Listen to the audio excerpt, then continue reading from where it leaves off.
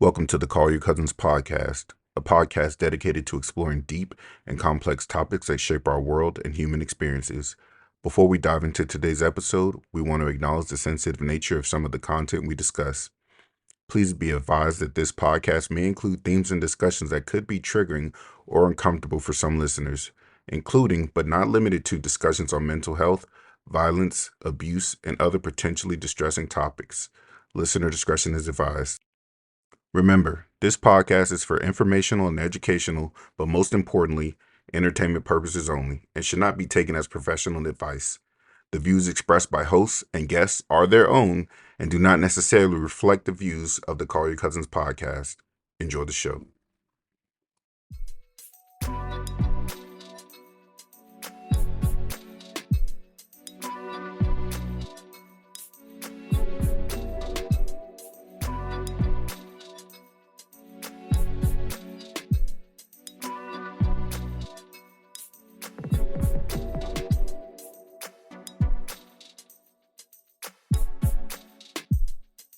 Good morning, good afternoon, good evening, and good night. Whatever time you're joining us, the cousins thank you for doing so. Welcome back to the Call Your Cousins podcast, a now tangible group chat of cousins that wanted to share our thoughts, humor, and growth with the world. And everyone's invited. Most of y'all. Just the two of us. We can make it if you try. Just the two of us. Just the two of us. Ow. Hey, y'all. Good afternoon, good evening, and good night. Thanks for joining the cousins. We thank you and welcome back to the Call Your Cousins podcast. My name is P, and I am joined by the lovely twin. Hey, y'all. It's just us today. So It's you're going just- to get a whole bunch of gabbing because you know how we do. It's just us, but you know, I don't think the listeners really know. We do this like we do this, like We do.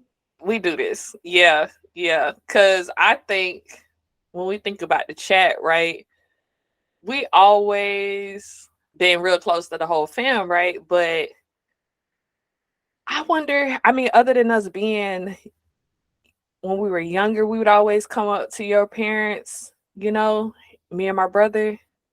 And yeah. we would, yeah. So maybe that's why we're probably close. Or I think maybe we're closer than, you know, because we outside of the big group of cousins, it's all these different silos of cousins, and I feel like that's how we ended up becoming a silo. Because I feel like we're kind of the central because you know my daddy and your grandma are best friends. Oh yeah. And both of them feel like they the center of the family. So I feel like that's how we kind of be plugged in more so than everybody else. Yeah. Because they're like always the ones that know everything and going to visit everybody and making sure everybody's straight. Yeah.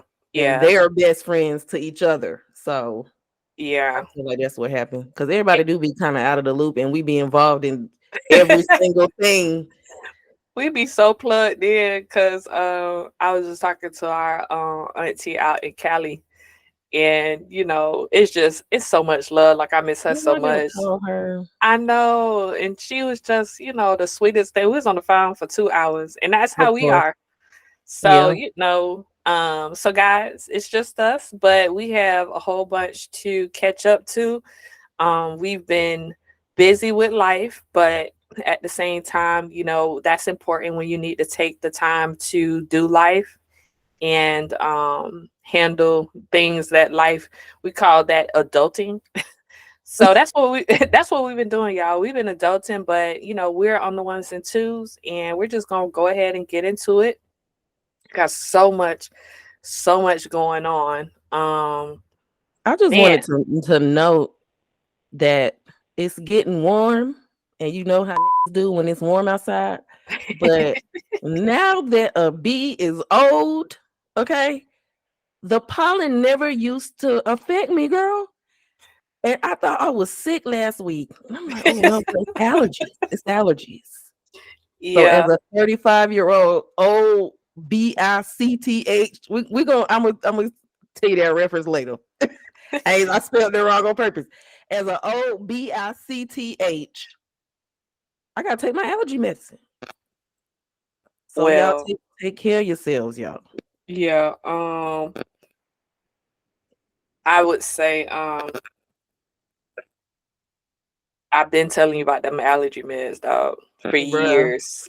And you don't take the Porsche out like that because your car is in the garage. So let me tell you how my baby is yellow today. I drove to one place and back from the garage. Yellow. How, Sway? That's what I'm saying. So, and then that's why you don't know till you go outside, but your baby, she don't be outside like that. So that's funny that you said that, because the pollen down here is not bad, but I was up in North Florida. No, not down, because of the wind. We get too much of the beach, that kind of thing. Yeah, I can see that. Yeah. But as soon as I went up to I went to Central Florida, and it was all over my car. I'm talking about my car looked like a bumblebee. I said, and I was popping two allergy pills up there because, like you said, it'll get you sick.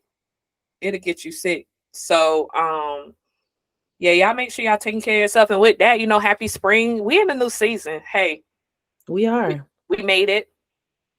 We made it, and it's it's when those are the times where you take the opportunity to think about the blessings, look at the past, leave the past, leave that winter, leave last season behind, learn from the lessons, move forward. I think that's important when we're thinking about how also the current status of DEI, race, and culture right now in this country is off the chain. But in the midst of it, we have to, look at the positives, right? And how there are breakthrough opportunities that are happening. And I think about it when I think about new seasons, when we're thinking of how that impacts the culture, right? And so specific to HBCUs and the attack on DEI, a lot of people don't realize how federally and statewide it's so interconnected with the laws that are being made to not, fund. That's why these programs are closing, right? But this goes back to why HBCU was even necessary in the first place, right? Yeah. But people try to talk about how slavery didn't exist, or race doesn't exist. You don't understand why we needed to have HBCUs in the first place. Yeah. And, me as I love, it's so interesting. I'm in these academic spaces now, and when they call me scholar, I just chuckle because, it's nice to be welcomed in that space. But when you think about HBCU, the H is historic. Yeah. It is. It ain't BCU. It ain't BC. Right. It ain't CU. It's HBCU. Historically, why did we need historic Black colleges and universities? Why? Because we wasn't allowed. So, I say that to say I want to highlight one of our beloved HBCUs in your little stumping ground, Spelman. Illustrious. I got my pearls on too. The illustrious Spelman College, always making headway, always staying ahead of the curve, always producing excellence. So Spelman will be offering in the fall semester of 2024 courses in cosmetic chemistry. And this is the first HBCU to offer this concentration for students in STEM. And so as a student for an alumni of STEM, may we add, how does this make you feel? Yeah, I was telling you this before we started recording. I did dual degree at Spelman, which is a program where you can pick a math or science discipline and then pick an engineering discipline and go to an engineering school to finish it up. And I loved chemistry growing up. I was always good at math, like science, physics, always loved it. And I wanted to go into chemistry, partly because I read that chemical engineering made the most. But I also was kind of like, but what am I going to do though? And I mean, first of all, I wasn't really into beauty and all that stuff back then, but Spelman did introduce me to it. And I definitely would have been interested in doing that when I was in school. And there's a lot of people at Spelman. I mean, the science department, even though it's a liberal arts school, the science department is rigorous, okay? And the doctors and biologists and everything that it produces they're excellent. And so I think this is great. I think this is a huge step in the makeup industry for Black people. I think we definitely gonna be making our headway with this, and hopefully other colleges follow suit. But we had to do it first because we are trailblazers. You know how we do. Yeah. We see a problem in the industry and we fix it. We're a choice to change the world. That's what they always told us when we were there. And I do feel like they practice what they preach. So I love this. Yeah. They said the program's goal, based on Essence Magazine News, is to promote careers in the beauty industry, enhance the technical knowledge of students seeking to work in the industry or pursue advanced studies in cosmetics, as well as ensure a gendered and racial perspective in product formulation and development. And that's the part that I love, right? Where this is Spelman, the pinnacle of all girls, institution. We know that Angela Jolie's daughter went there. Did she cross as a AKA or a Delta? I want to say Delta. I know. I don't. Girlies, don't come for us because we're really spitballing off the top of our heads. But one thing I truly enjoyed was seeing how Angela Jolie allowed her daughter to really engulf herself into the culture there at Spelman, because it really is the Ivy League of, in my personal preference and experience, of the all girl experience, right? And so the fact that they are the first HBCU to do it, like you said, I think they are at the forefront of it, because why not it be Black women that are the first to offer this? And also because specific to Black women, and we've talked about this before on the show in regards to Rihanna. Black women spend over $17.4 billion on cosmetics and personal care products. That was just in 2020 alone. Just in 2022 alone. And the crazy part is that within that number, Black beauty brands only make up 2.5% of that market. That made me so sad when I saw that. And, I love Fenty. I am one of those people blessed with amazing skin, so I never really had to do nothing but put soap on it.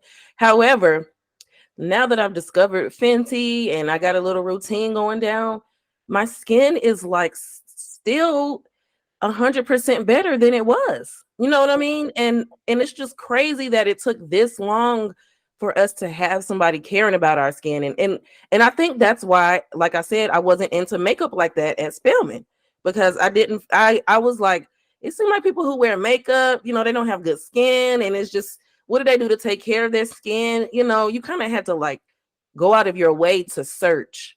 And now I'm like, oh, well, I just buy me some Fenty makeup and did some skincare too, and I'm good.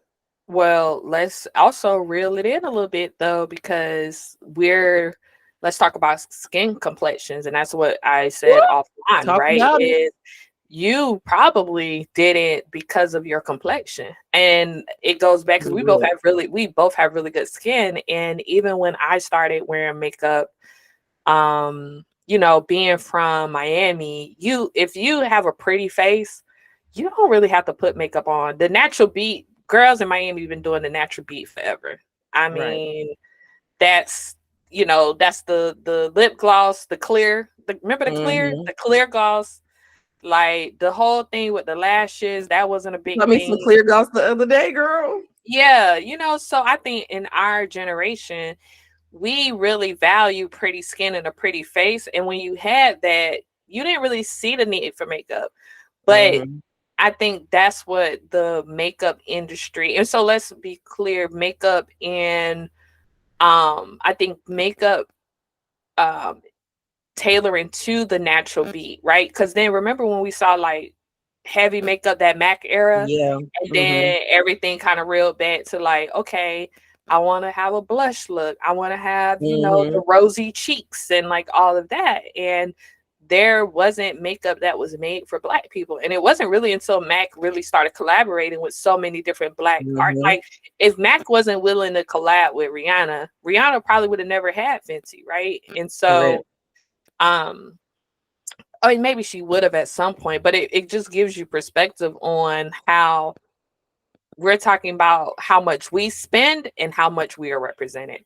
And like you say, you read stats like that and you're just, how do you say that? How can you say for real that there is not a disproportionate advantage to Black people in America when you read a number like that? We're talking about skincare, makeup, cosmetics, period. That's what we're talking about. That's something that, and that's one of the most diverse areas of products, right? Because all products, I remember a point where when I couldn't really find the combination skin products. And what was that company that dominated for a while? The blue bottles, the Acne. What was their name? Oh, it's on the tip of my tongue. Olive Olay? No, because Proactive. Remember Proactive? And then before Proactive was the Avon lady. So it's just interesting. The Avon lady. My mama sold Mary Kay. Shout out to my mama. And the Mary Kay lady, so shout out to Spelman again for doing incredible work. Yes. We love to see it. And also Angelina Jolie's daughter was an AKA. I looked it up since research team ain't here today. Shout out to research team. Shout out to research team. I remember seeing her probate, but I could not put the deltas and AKAs wear pearls. Again, girls, don't come for me. I'm just keeping it real. And because of Spelman, there was definitely pearls. So I was just gonna say, and Spelman is automatically pearls anyway. So you can't really tell the difference for real. And with that, we're just gonna go ahead and get into one saying we're thinking about Black women doing amazing things. We want to take a moment to give a thank you to Regina King and I haven't had the opportunity myself to watch Shirley Chisholm yet, or I think it's just named Shirley. And one, I'm glad that people are embracing this film as she's been promoting it. So if anybody doesn't really know, Regina King did the biopic on Shirley Chisholm's 1972 campaign. She was the first Black woman to ever run for president. So, think about that, guys. 1972, right? So we're talking after Kennedy. We're talking after Johnson. And I want to say when she was running, Miss Shirley, I wonder who she was running against at the time. I want to say Reagan maybe, but I think I feel like I'm wrong. Let me look. But she ran during the biggest conflict, one of the conflicts we were having at the time, which was the Vietnam War. And so she was obviously very opposed to that, and was really spoken out about civil rights, women's rights, poor, affordable housing, the hunger that is something that's always pretty prevalent in America. And when you and she was from Brooklyn, New York, and so born in 1924. So think about that for a second. You have someone from 1924, only a few years removed from slavery, and she, because of where she is, she's given a little bit more opportunity to go to college. She actually got her master's degree from Columbia University in childhood education. And so, you look at her quest for the presidential nomination, and really when she was running was blocked from doing any of the debates, the primary debates. Mm-hmm. She took legal action and was permitted just to make one speech, but it was actually kind of crazy that she was able to, at some point, get at least some voting, but clearly was underfunded by the campaign, and was really kind of, I want to say, blackballed a little bit by the Congressional Black Caucus at the time, which were male. And you just look at situations like this and you're like, what, you know,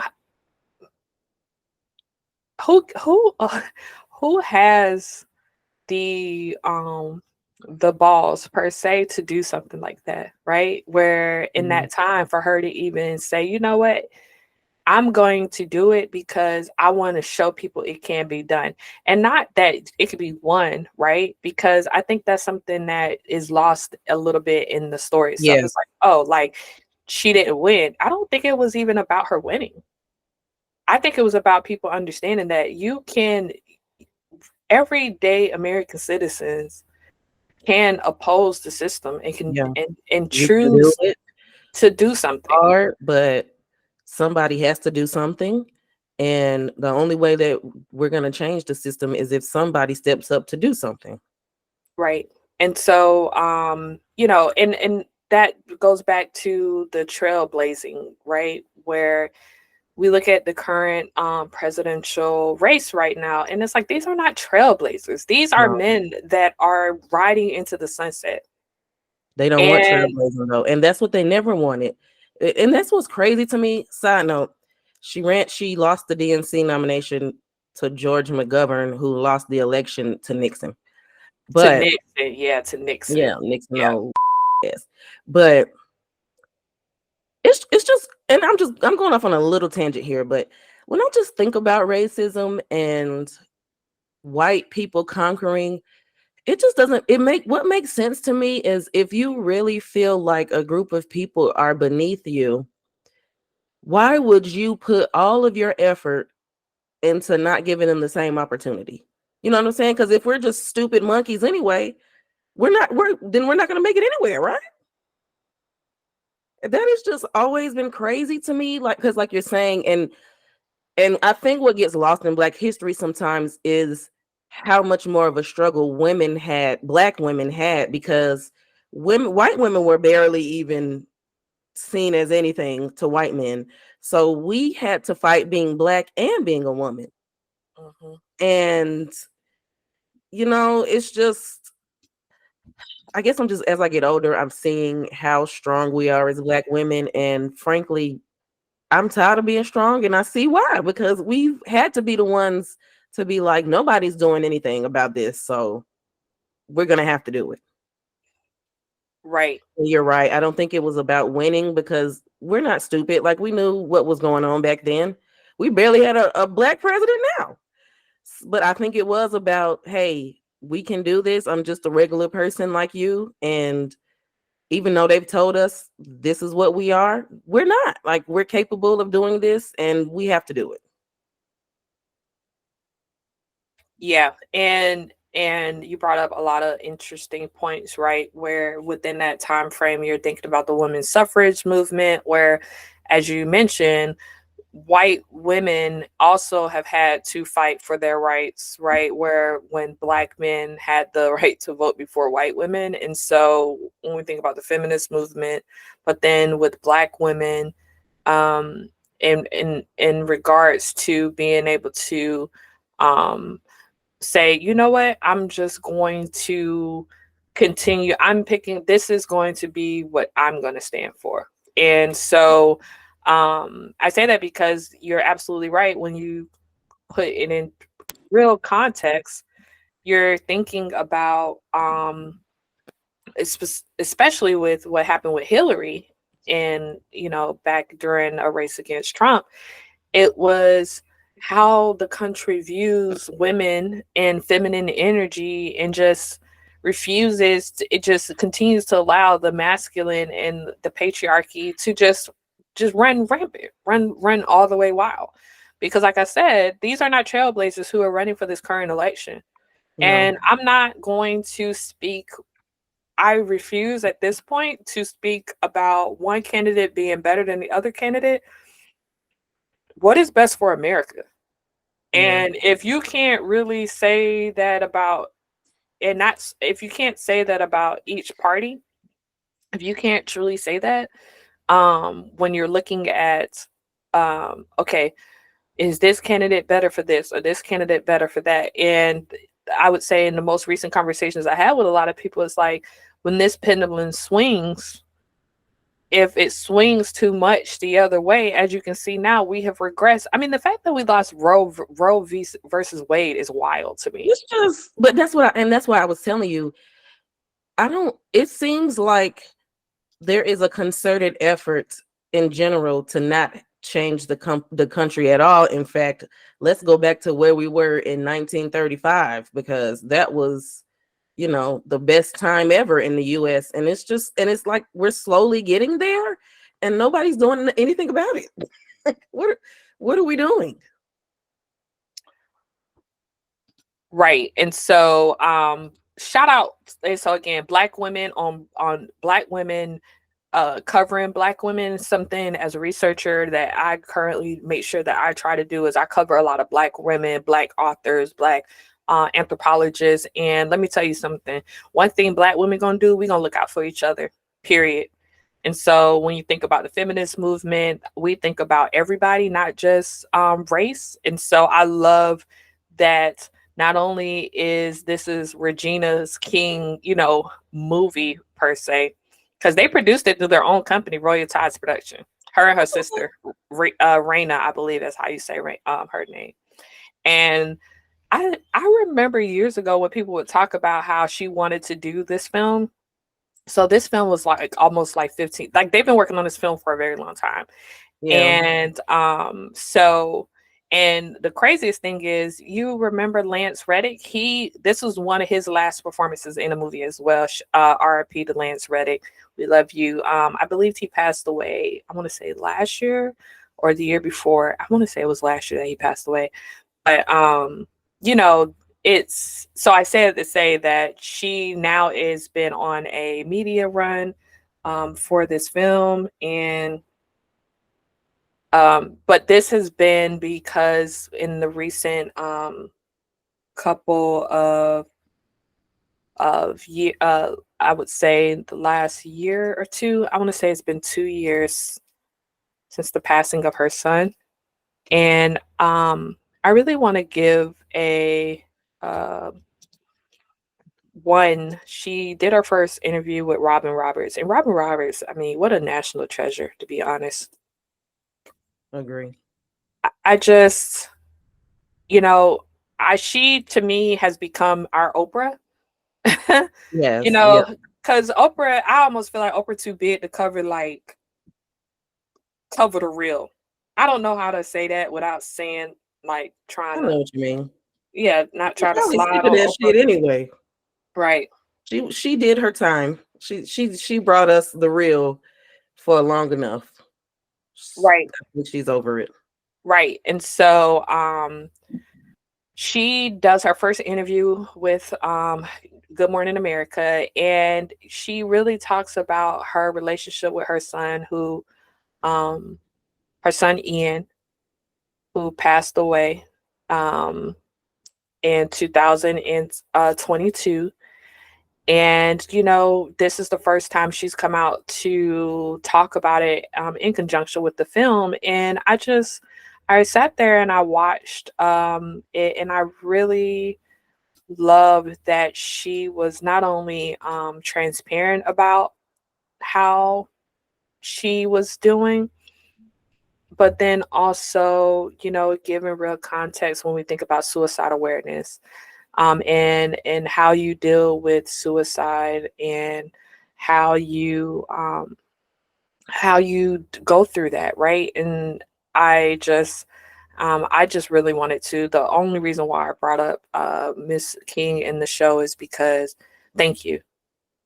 We talk about mental health on the show so many times, and people don't understand that she's at this point where a lot of people don't know how to almost respect the choice of why he did it, Yeah. And that journey, and what mental health really looks like. And being honest, that's what I felt though. I walked away with her keeping it 100% real, her being 100% honest with it, and then her now still allowing herself to honor her son by how we go through grief. And Black people, we would grieve ourselves to death.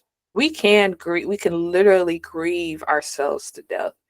And that's not to say that you don't process. We see this with, people who deal with not something just as tragic as suicide, but gun violence, right? How many famous rappers that we've lost through gun violence and stuff like that, or just police brutality. It's like grief itself in the Black community. You can grieve yourself to death. And to see how amazing she looked, just strong and confident in this work product, this body of work that she has created as an artist. I literally looked at that as someone that struggled with mental health, and I was like, wow, okay, we can get past it. We can do this. Yeah, I watched some of the interview, and I really enjoyed it because you can tell, as someone who struggles with depression and has been suicidal before and is still currently grieving, you can tell she's done the work. And because I feel like people who really truly understand depression, there is a sort of respect to that's how you feel. And like, because some people who don't understand, it's like, oh, well, you need to go outside and go for a walk or just pray. Hearing her say that it was his choice not to be here anymore, as someone who has been there, I just felt like that was the best gift she could have gave to her son, because it seems like she really tried while he was here, and tried to understand, and it seems like she did the work. And it made me sad, because she was like, of course, as a parent, you want to ask, what could I have done better, but that's not how depression works, unfortunately. And I think she did her best, and I really enjoyed how she spoke about grief and seeing how well she looks. And, you can tell that she's actually faced the grief, and she still carries it with her, but she's learned how to live with it. And I think, like you said, we can grieve to death, but I think it's because we don't really face it head on. You have to take time to grieve things. And I think she said grief is like love that has nowhere to go. And I love that she said that, because it's such a powerful feeling, like love. And the person is gone, so it's like a love, it's like a hole in your heart that you have to now learn to live with. And so that was just encouraging for me, as somebody still kind of going through the grieving process, because it, like you said, it makes you feel like you can come out the other end. Yeah, you walk away with a sense of, this is a process. And as you know, we have both dealt with grief in the last couple of years, and I've dealt with traumatic grief. I've dealt with sorrowful grief. I mean, the grief, that's what I mean, but grief in the Black community is such a big part of the actual Black community, that when I wonder, when she said that, I wasn't sure if I'd heard that term before, or that sentence before. Grief is somewhere that love doesn't have a place to go.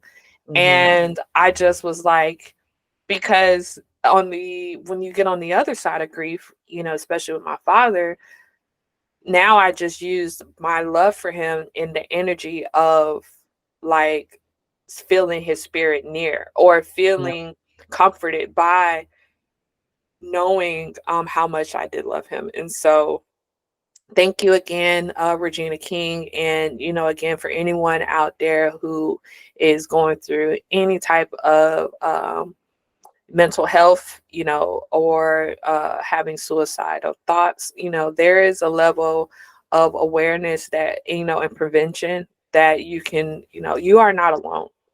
And that's the biggest thing. I think that when she said it was his choice, you realize that takes away the stigma of, isolation, where, oh, I feel like I'm the only. No, everybody's going through it. Everybody's going through it, and some more than others, some more severe than others. And just know that if you want help, there is help out there. I promise you.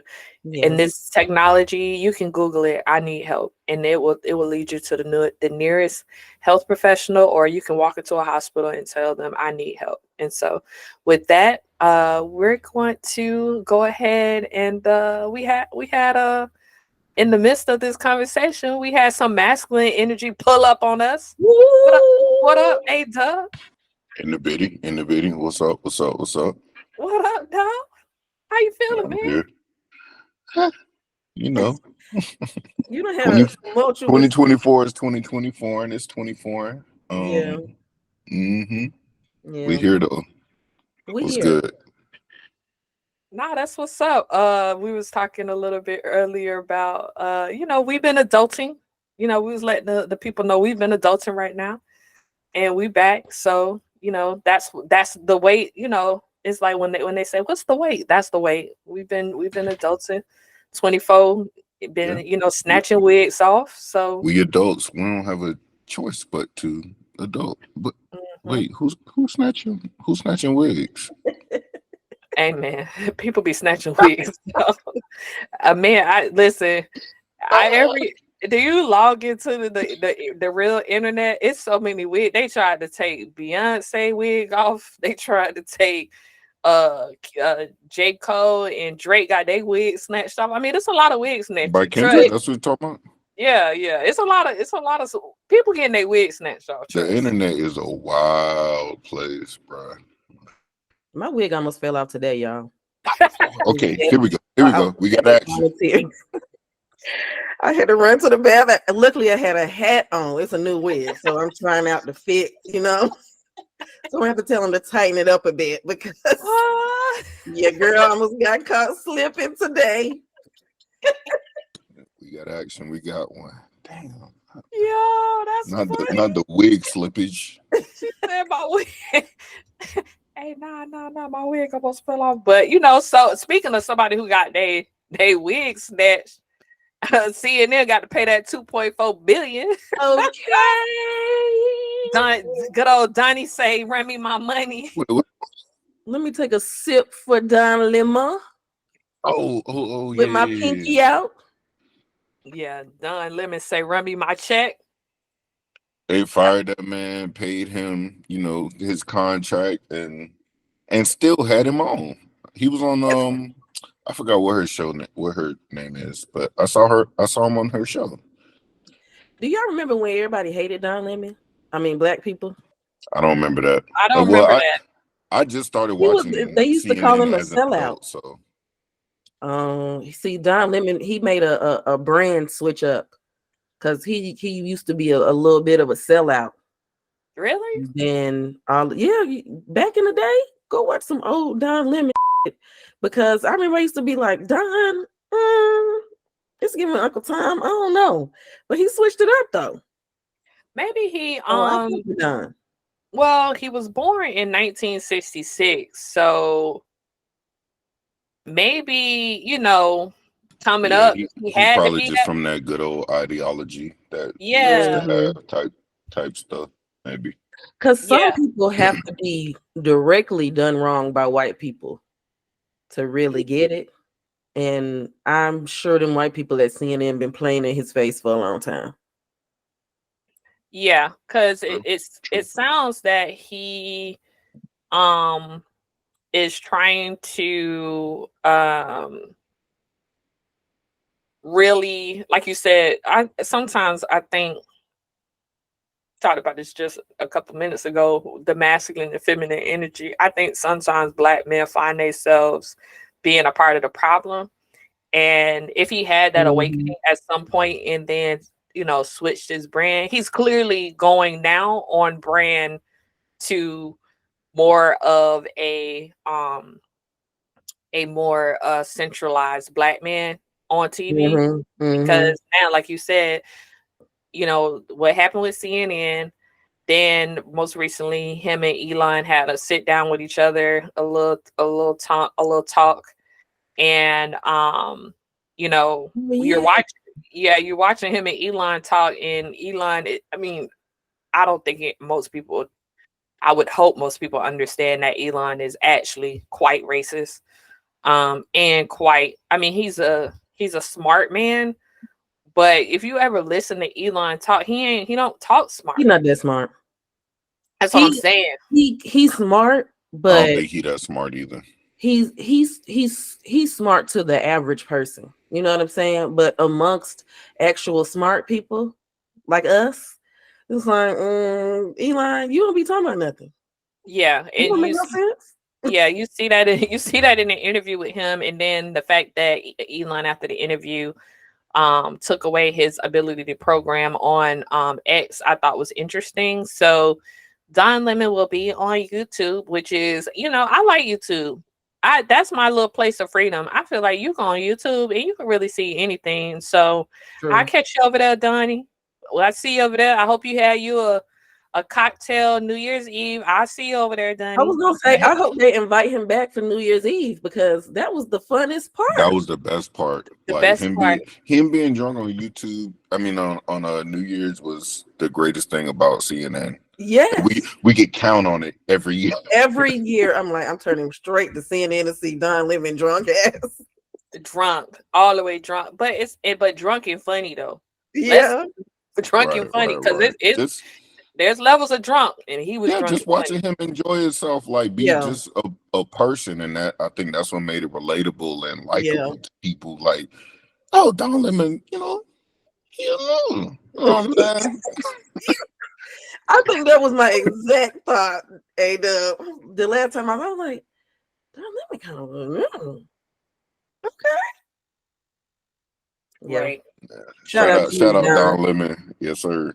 Yes, sir. Yep. And so when we think about when these big dogs, for some people, for the most part, it works out in their favor, where if you're done wrong, I'm glad to see that he got his justice within his contract. He gonna get paid. But man, what God be having for you be for you, because just with the continuing on with the bag talk, Sha'Carri, Sha'Carri gonna sweep the Olympics. I'm calling it out right now. She gonna sweep. She ran right into that bag, ain't she? She gonna sweep, because they tried to tear her down over some weed.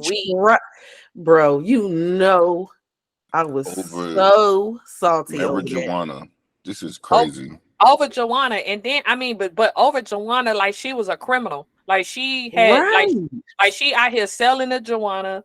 Her and Joanna got a problem with each other. And her and Joanna and her white friend, they made it seem like she was just a drug addict. And the fact that, if she was a real drug addict, she wouldn't have been able to pull, I don't know. Joanna gonna make me run faster. Right. You ain't never heard no anything, right. It's slowing me down. I'm helping you out. Baby, if I'm fast, I'm just fast. It ain't Joanna. Joanna making me slower. Like, whoever took it and was just like, yes, I'm ready. I was so mad at that. Anybody that can run in them nails, and I'm so happy for her. I was hoping when that happened, I was like, I hope my girl make a comeback, because she is just fabulous and they just can't handle her.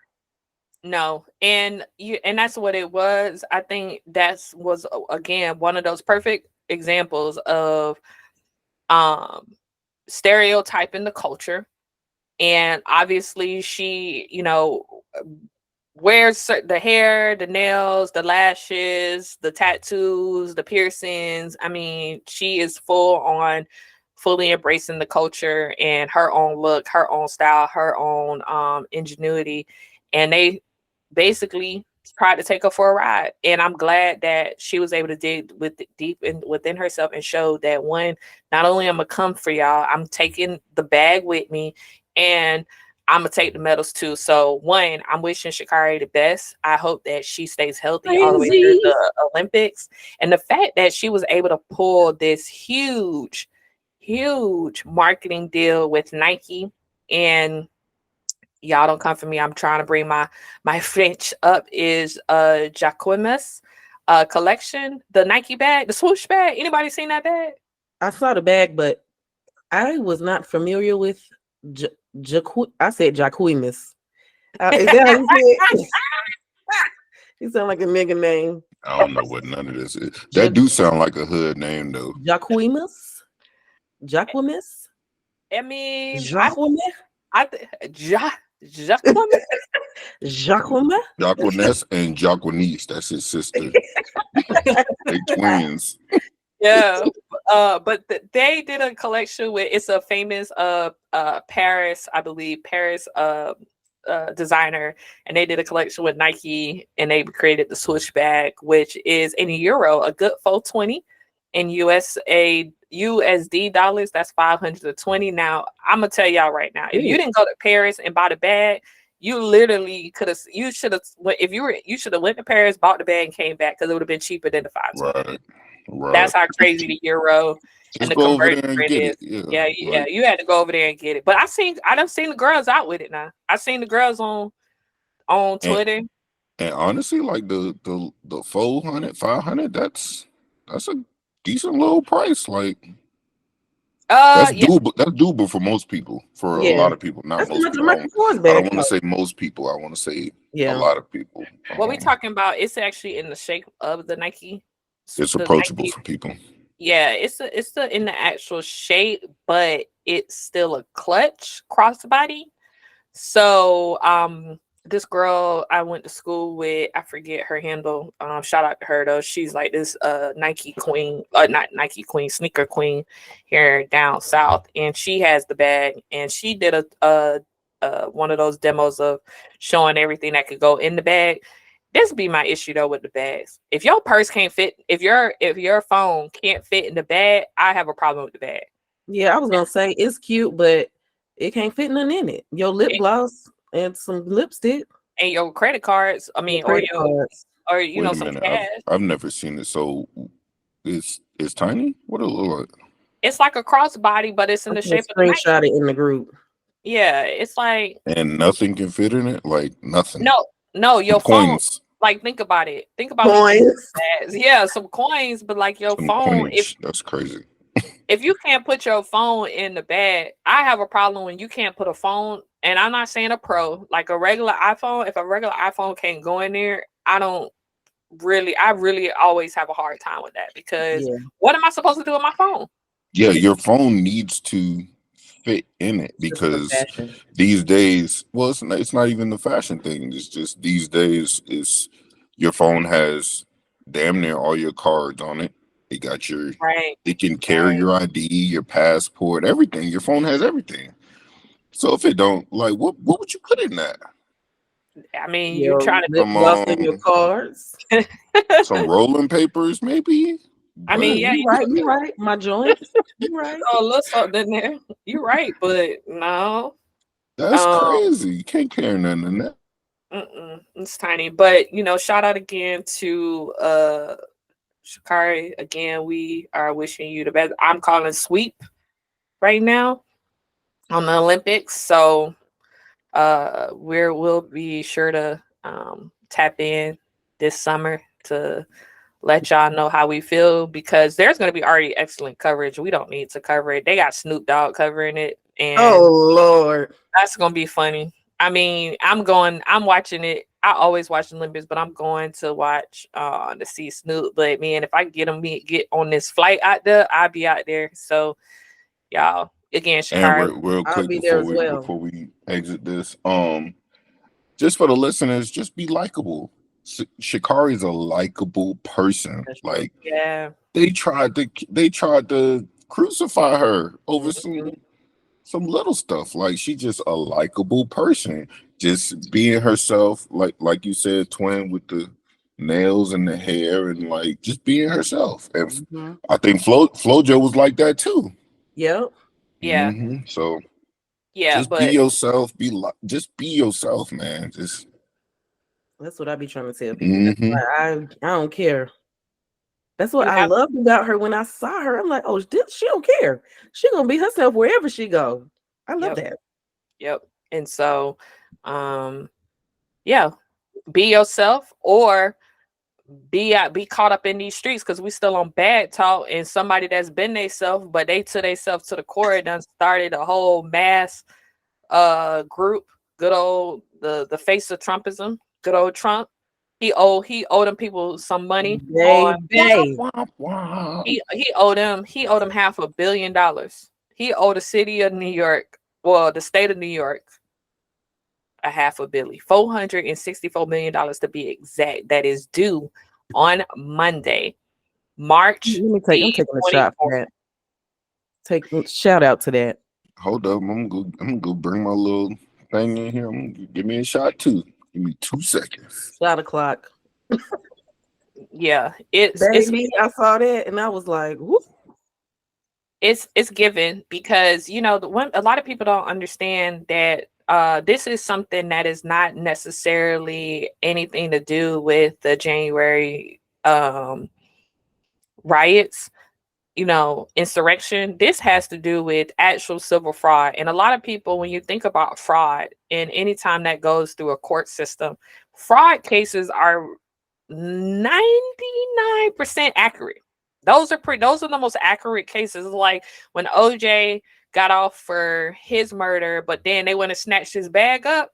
That's because there's enough to show that, he could or could have not been liable for what happened to his wife at the time, or ex-wife at the time. And so but then also how Donald Trump defrauded the state of New York, and how he put this image up of fraudulently telling lenders and insurance companies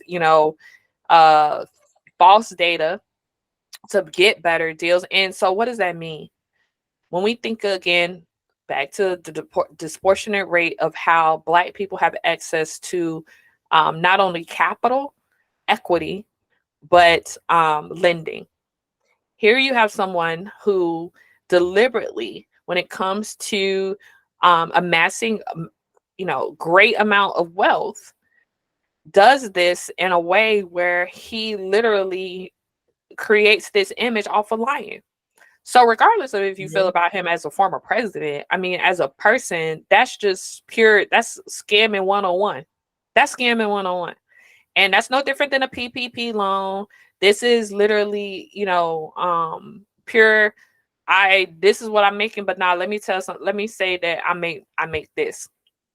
And so he has a bond requirement to make sure that he pays up this money. If not, it looks like that, what's the state attorney?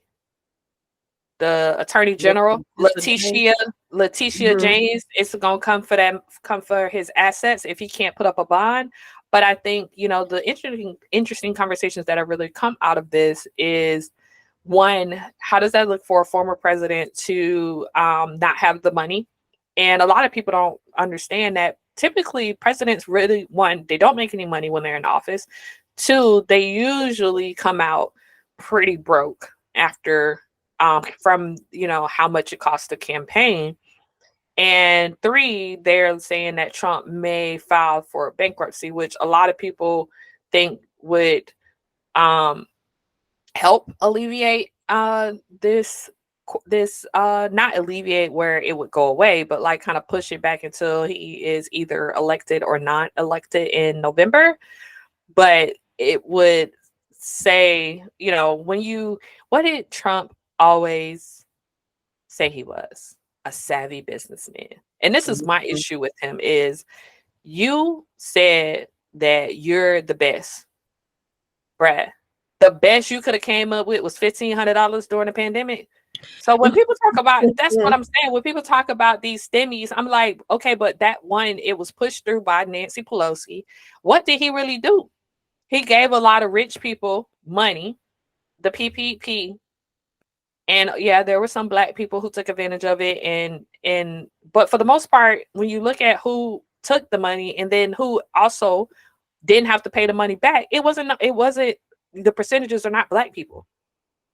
It didn't help nobody. And our country is still dealing with dealing with that now. And I just will never forgive him for knowing about COVID for as long as he did, and he didn't do nothing. To me, that's unforgivable. I know a lot of people think about insurrection as unforgivable, and just like I think about it like it was yesterday. Y'all all remember when all that stuff, the white people's on there acting crazy? Yeah. Literally, because we was all home. And we're all like, I knew them ain't no people up there at no people's house acting up. And they were. When I saw he owed that much, I was like, whoo. They really went up there and acted up. That's crazy. Like, yikes. That's the capital. Like, this is the country's foundation. Like, what? Hello. But he was asking for that because y'all know I watch a lot of stuff about fraud and stuff. If it's paperwork, baby, the Fed's coming for you. They're gonna come for you. That's what they gonna come 20 years every later, single time. They coming for you, and I think people be getting comfortable because it might be like 15 years later, but they're coming. But they will be there, and they will be there. And you know what? Even if it's 15 years, that's them building. Exactly. They just gonna sit there and watch you for 15 years. Be like, and when they come, let's go get the stupid. Let's go get the stupid person right now. Exactly. They have everything they need. Yeah. They gonna get your ass. So I knew he was fraud, but I didn't know it was that much. I hope they drain all his accounts, all his assets, take it all. Yeah, and that's enough of Trump talk, because at the end of the day, like we were saying earlier, what God has for you is for you, and this is for you. And with that, we're gonna go, yeah, Glow. Big Glow. Bruh. That's the best song on the radio right now. Yeah, Glow. I can't stop playing it. Bruh. Yeah, Glow. I saw people on Twitter talking about yeah, Glow. What? Why people on Twitter will make up anything? Black Twitter be off the chain though. They can't help themselves. Yeah, and you know, so I have said numerous times, it may or may not be already out on our podcast, but everybody that knows me know Glorilla is a prophet. I've been saying this since she came out. The Memphis, you know, when you go from rags to riches, God done bless you. Like I said, what God have for you is for you. Right. It's for you. And if you running around with Cuban, I'm saying Cuban on Cuban, but it's not. Cuban on Kerber.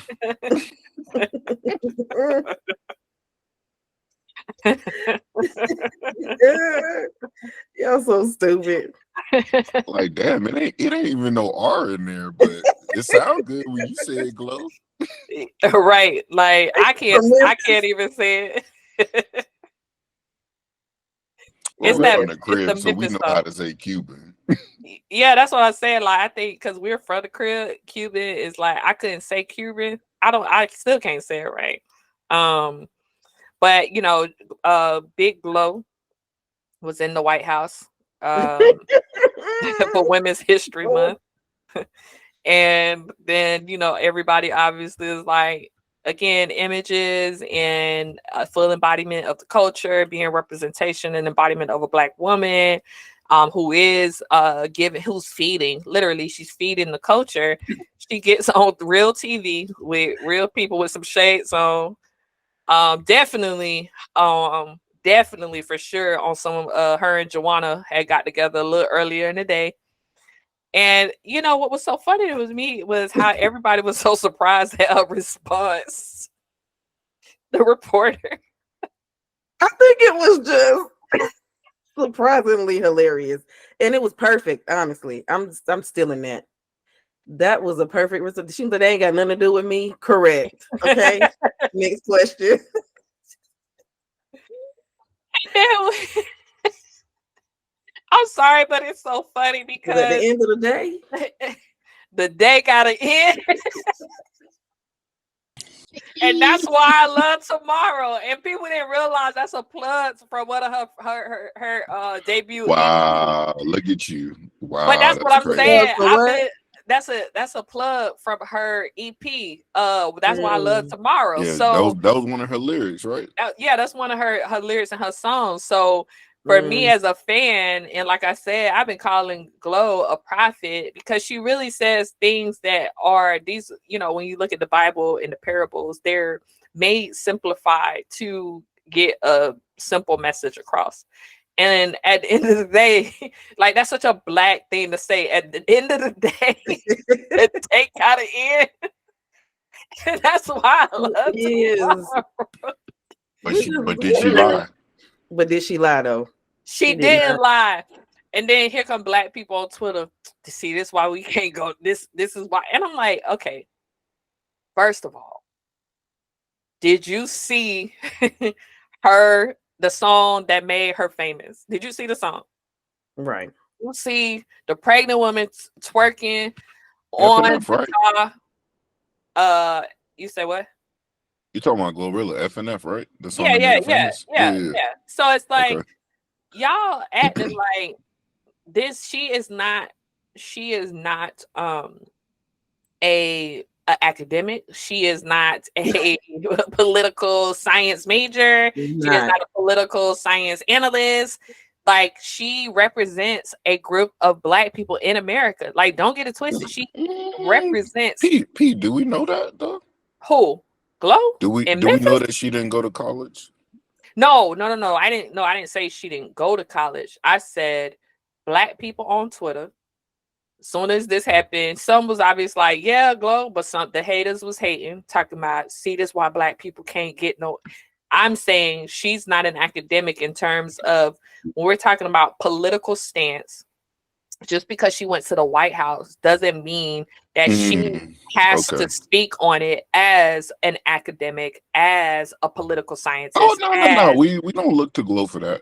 Absolutely not. Yeah. So, okay, I get what you're saying. So for people to have nah, because you have to clarify, this is the problem with Black people in context. Like, she's a rapper. Okay, a rapper, and she's a rapper who has an image to herself, and she represents a group of women that look just like what she looks like, how she talks, what she does. That is almost a stereotype in Black neighborhoods, especially the hood. Yeah. And I do think that was a weird question for her. I'm like, why are they asking her about anything political? She don't care about that. She just wanted a free trip to the White House. Thank you. To see the president. Like, it don't matter what I do for a living. If I get invited to the White House, I'm going to the White House. Okay. I'm going because I don't think they let that's the pinnacle. Yeah. Yeah, because y'all remember the school. Did y'all go at school trips to the White House? I think I've been like twice. Yeah, like we school went. trips. Yeah, we did go to DC, but we went to Monticello, Thomas Jefferson House. Oh, y'all went over there, huh? That was dope. That was like 4th grade. That's cool. I mean, it's a nice place to be, but it's not a nice place to be. We'll talk about that another episode. He likes Black women. Enslaved Black women. And with that, we are done with the culture segment, and we'll be right back. Welcome back. You know, back to Black people and Black Twitter. I really want to know why we had this problem with the Cowboy Carter already. It comes out March 29th, I believe. And Miss Beyonce released the cover art for her upcoming EP, LP. And man, it was wildfire. Some people, I know she ain't got that American flag. I'm like, okay. Why she got that the picture? Well, she is not Erykah Badu. Okay. Who said what? It was Twitter was off the chain. Black people in academia fighting each other. And for one, Beyonce is the queen of code.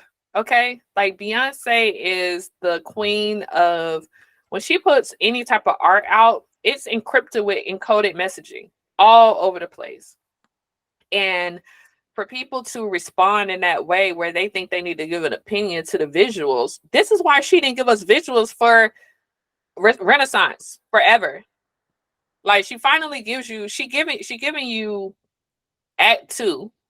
And what was it? How long was the drought before? I don't even remember how long the drought was before. Well, I think Black people, I think people are doing what people do, which is look at things at a surface level and then just become outraged. And also, I feel like a lot of people be looking for reasons to be outraged at her. But I feel like it's nuanced, and I feel like Beyonce has shown us whose side she's on. And so I understand the initial outrage, but I also feel like people are just angry and not looking deeper into what this piece of art means for her and for Black people too. Because I don't think they know that. I think I was reading something where she has been working on country music, but she said what made her really want to get into this is when she felt uncomfortable at the CMAs. When she performed, she was like, people was looking at her like, I don't belong here. And my background is country, just like you. So, y'all gonna make me feel like I'm not welcome in space? Okay. I'm gonna do my research, whatever, and I'm gonna come out with a country album and show y'all that I belong here too. And so I understand, what she's trying to do. And I do wish we would look a little bit deeper into it. But I understand the surface level outrage because all you see is an American flag, which is cropped out, by the way. It's cropped out in the photo. So it's cropped out, so it was only 40 stars. It was no stars. It was no stars. You don't even know what flag that is for real. She did. You don't even really know what flag that is. Yeah, she did the stripes, and I thought when I immediately saw it, I know Queen Rodeos, because y'all know I watch Yellowstone. Right. I'm a big cowboy western watcher. Now I gotta invest in some boots and a hat. But before, I just love that culture. I love anything cowboy related. So cowboy boots are expensive. They're super expensive. Okay. People be talking about Louboutins. Nah, a good pair. What? Of regular boots. And I went to a store in Texas, and I was like, "Oh, y'all serious about the cowboy boots?" Oh no, they ain't playing about them boots. No, the boots be booting. And that's why when you see people that have them, they wear them everywhere because they are expensive. Like I remember being in corporate, and some people would wear boots, they're cowboy boots, and you're like, they do them in construction too.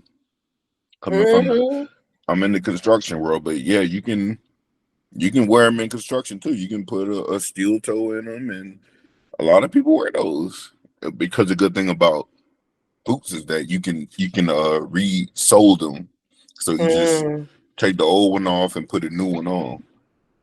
But yeah, I'm sorry, back to Beyonce, my bad. Got into boot life. Yeah, it's so I say when people, let's just not hate on each other, and let's just appreciate Beyonce for the art she continues to give us. because at the end of the day, life is too short, and the fact that we're getting something worth 5 years of her producing, I cannot wait. I'm sure it's going to be a timeless piece of work, and just leave it alone.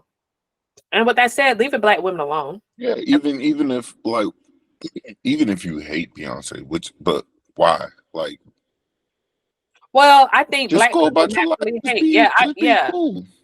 Yeah. I think Black you people looking at somebody naturally at the pinnacle, like, just be cool with.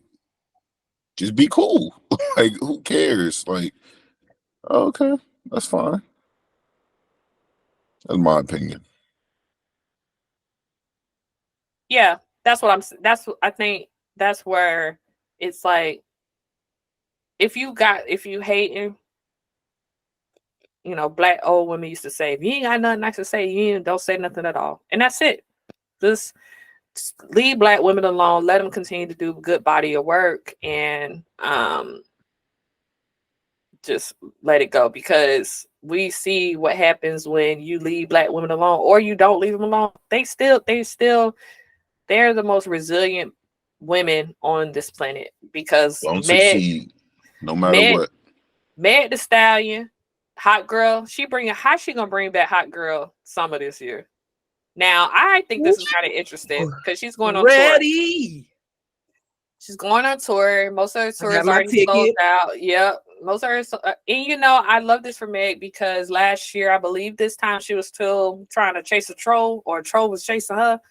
And I just love to see that she's going to be back on the road. And, she went back to her roots, which is Hot Girl Summer. If most people don't remember, that's was really kind of put her on the map, was because I was a big Meg fan with her album Realer, and Tina Snow, her mixtapes kind of before that. So love to see that she's kind of Tina Snow tapes were fire. She's one of her, and then the fact that she's taking one of the best rappers and pimp stuff. Big Glow going on tour with her. I think that's awesome. It's my opinion. I think I think Big Glow gonna steal the show from Meg on tour, because Big Glow got pretty much the hottest song right now. Like, they don't got a hot song right now. But I feel like the people that's gonna be there are her, like, fans. You know what I'm saying? So, Meg fans, you talking about? Yeah, because it's Meg's tour. Of course, they're gonna be Meg fans, but they might come out of it Big Glow being the bigger star. That's true. I'll let you know, because I will be there. Oh, you going? Okay. Wait, what's the date? I think it's June 1st. Shout out to Poonie. She called me and was like, we're going to see Meg. Let's look at the tickets right now. Oh, okay. I wasn't even aware that a tour was happening or anything. So thank you, Poonie. I will be there June 1st, I think. Interesting. State Farm? It's at State Farm. It's either the 1st or the 11th, because we're going to Ghana too. And it's one of those. Y'all going to that rack? Never mind. I forgot Atlanta forgave him. My bad. Nah, P-Whitey. Shout out to Ghana. I say y'all forgave Ghana now. Freak. I mean, Offset forgave all that. I mean, I still can't listen to him. He still make good music. I can't listen to him. Well, we don't know what it was for real. I told y'all I can't listen to him till Thug out. And yeah. Damn, so you ain't gonna never hear Gunna. Show ain't. Mind you, that Thug case is crazy. Like, y'all been seeing the clips. But he's saying, y'all, we all heard it. It's all out there. But again, the Black women, Black rappers still dominating the charts. Cardi B is feeding the streets. Man, I love this rollout with her. Shout out Cardi. I love Cardi, man. that enough the enough song, the bars, and then even the color, bringing the color contacts back. Yeah. The only problem I have with the color contacts is this: Cardi's pretty in the face. Yeah. She has a face card. I'm not a big fan of her body too much because I really want to empower What natural body? You don't know what was what. I'm not into her body. I like her face because I like when you look at Cardi B's body, her body has had work on it. Like That's like what I'm saying. I'm saying you don't know what was what. You don't know Yeah. what looked like what. I thought it was You just know me. I'm like, I feel like Cardi body been changing over the years. yeah, Oh yeah, for sure. yeah, and then she had kids too, so I give it a little bit of that. But she has a beautiful face, and the problem is only really the red girls, them yellow I ain't girls. gonna I lie, know that was generous of you. what. As a man, Cardi got a beautiful face. Oh, I thought that was generous. That was generous. I thought that was generous of you. Okay. So y'all said Cardi not? She ain't got no face card. She ain't got no face card. Cardi? No, she doesn't. Oh. She might be. If it is a face card, it's a jack. Okay. Well, so who got face to you? Yeah, who's giving face? So I want y'all to think about rapper. Rappers? A rapper. That's if it's not Cardi B who don't got face. Who got face? That's a rapper. Nicki has face. Okay, get off of my get. What? Really? Meg's face is better than Cardi's. Wow. Glow has more face than. Wow. Are y'all serious or y'all trolling right now? No, we know. If you serious, we ask you, are you interesting? This is just interesting. Wow. I'm speaking from a man, from a man's point of view. Interesting. Nicki? Okay. That was I didn't expect that. I didn't expect that either. Nicki but has a nice face. Okay. Well, how do you feel about Sexy Red's face? Both of her faces. Is nice looking in the face. I'm talking about both of her faces. Sexy Red? When she Sexy Red. Have any makeup on yet. Like her natural. She looks better with no makeup. I think so. Oh. In certain. I don't think she's nice looking at all. Who y'all talking about? Cardi B. I'm talking to my kid. I'm talking to P. Interesting. So you said Sexy Red is yes? Sexy Red? I said her face. I think she probably has a better face than Cardi. Wow. Now, okay. At this point, I feel like I'm in the Twilight Zone. I'm in the Twilight. Cardi's not good looking to me. Okay. Well, but that's Dub. That's Dub. Hey, listeners, male listeners refer to the what to y'all the tagline in the front. What y'all think, listeners? Let us know. Sorry. Right. So moving right along. I'm just gonna move right along because my bad. I don't who friend Mama saw Mama D acted crazy in the hospital. Bruh. Have y'all so I've been watching Love and Hip Hop in my spare time. Okay. Wait, like all the seasons, like you've been catching up type shit? Nah, I just started at the last season for Atlanta specifically. Y'all, I ain't even know they were still doing it. That's crazy. Did they show? But what ratchetness Shade Room, right? Now? Huh? You said what season they on? I don't even know. That's why I didn't even try to catch up. I said, and it's like I ain't missed nothing. I follow Shade Room. Okay, so you might have seen the video, Mama D's diss track. You ain't see it?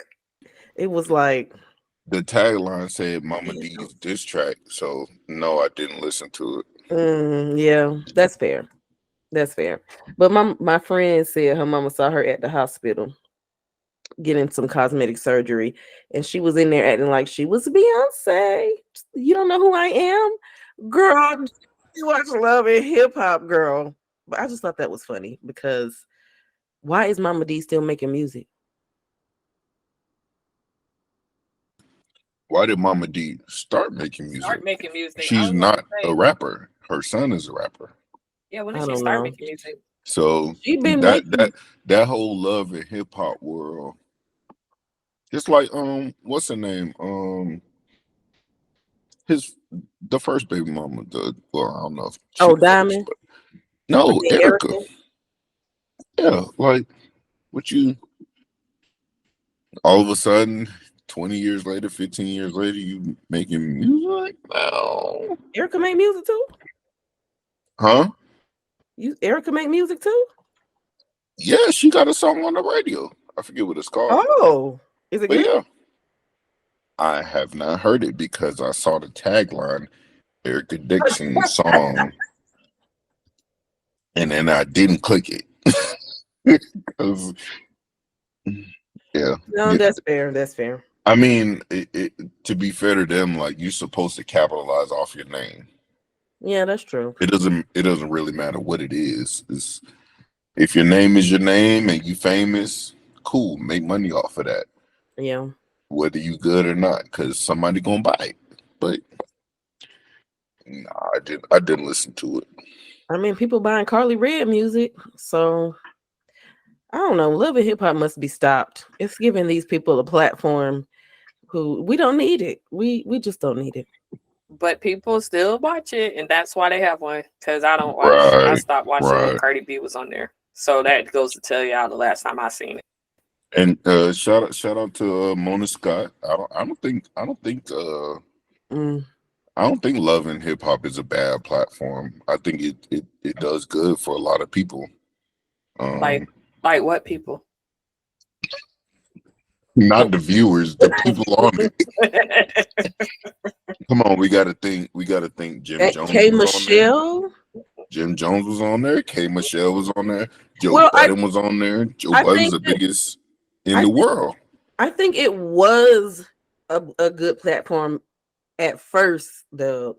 I don't think so anymore. I feel it's kind of like it's kind of like what American Idol is like.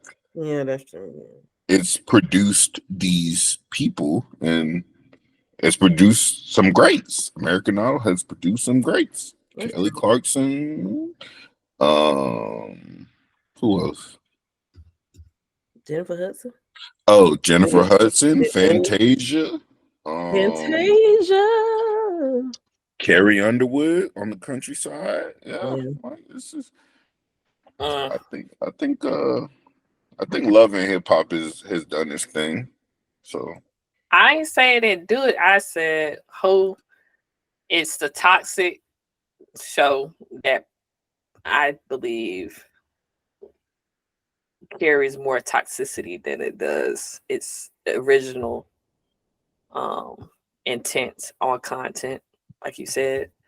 But we can all have our But P Money, we don't know the original intent. We're not the producers.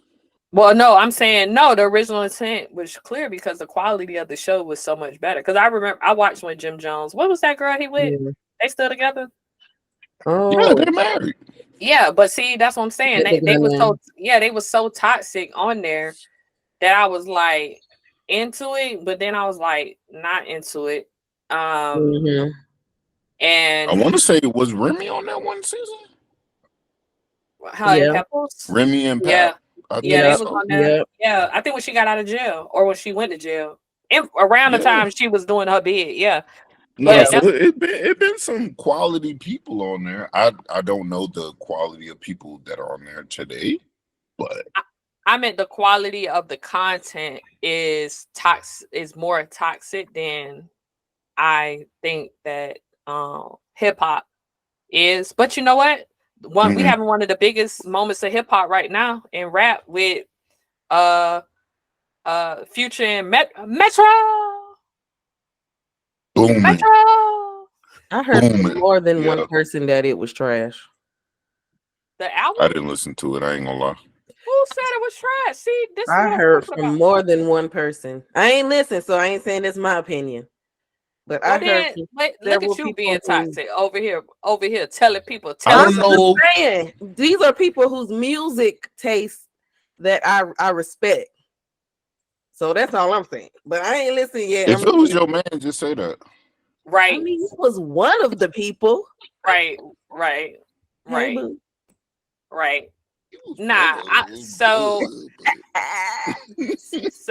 I'm gonna say, as a huge Metro Boomin fan, Booming. Yeah. I love Metro. Ain't nobody ever gonna make me not think less than. So, but we Metro are having, fire. but Metro just literally created the space and the platform for about to be one of the biggest moments in hip hop we've seen in a long time, with Real Beef on the wax on the record, and calling out J. Cole and Drake. Come on. K Dot. Oh, you talking about Kendrick? K Dot, Kenny, K Dot. K Dot. Yep. That's an Kendrick. old school name. What you know about that? What you know about K Dot? What you know about Michael Jordan? Listen, hey, That was one of his first hits. for you to bring up, I mean, one Metro, congratulations again on another outstanding piece of artwork.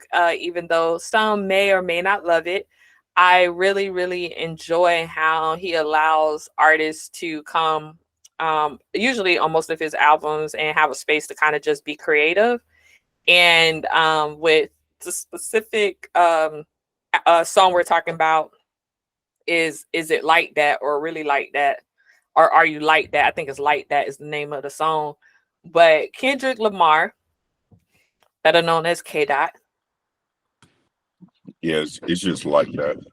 went on that song and not only took the wigs of Drake and J. Cole, which this is friendly competition, this is no real beef, and also brought up old beef, which I love, between, people forget Michael and Prince did not mess with each other. They really had beef. Right. Yeah. Real beef.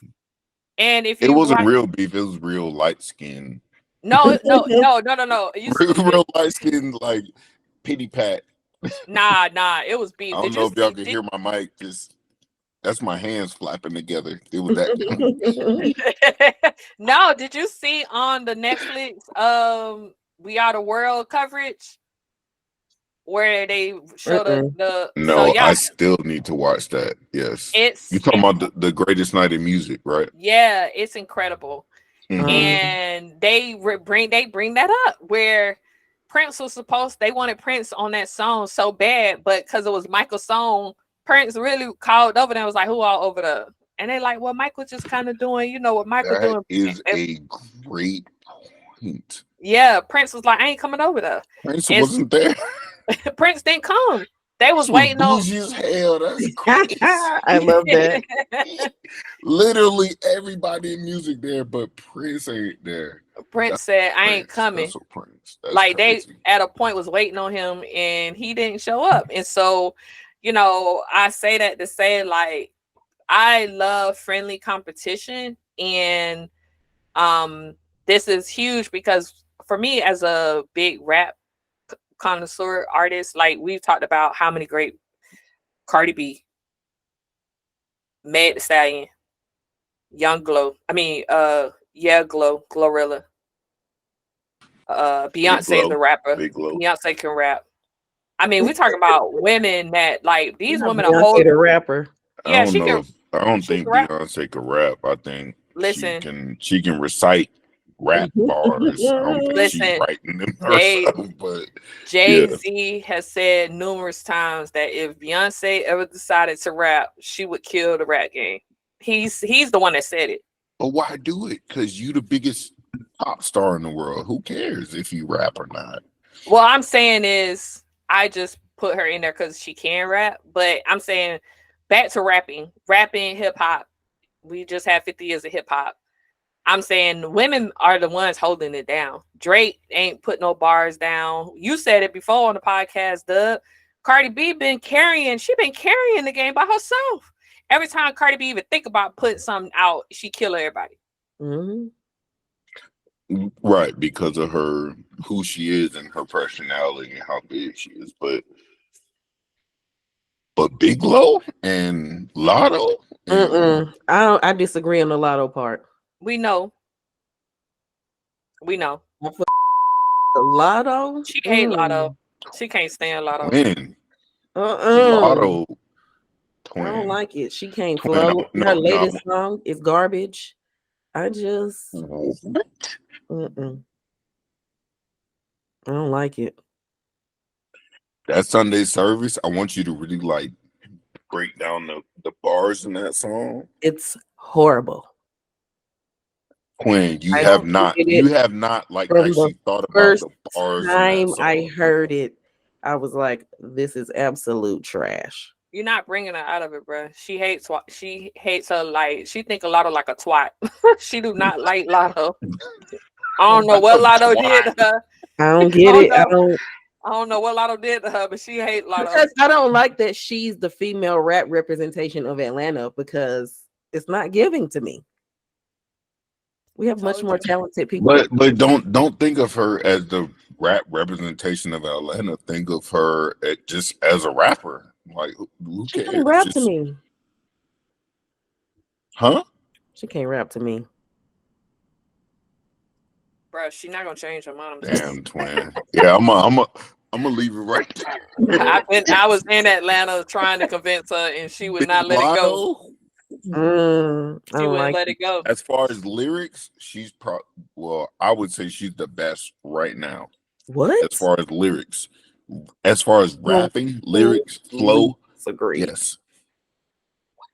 Well, it's interesting that we didn't even bring crazy. It's interesting. We gonna have to clip this up. This is crazy. That's wild. Yeah. We're gonna have to clip up my Cardi take. We gonna have to clip up a lot of. Yeah. It's interesting. No, man, let it go. She's not coming back. I'm telling you.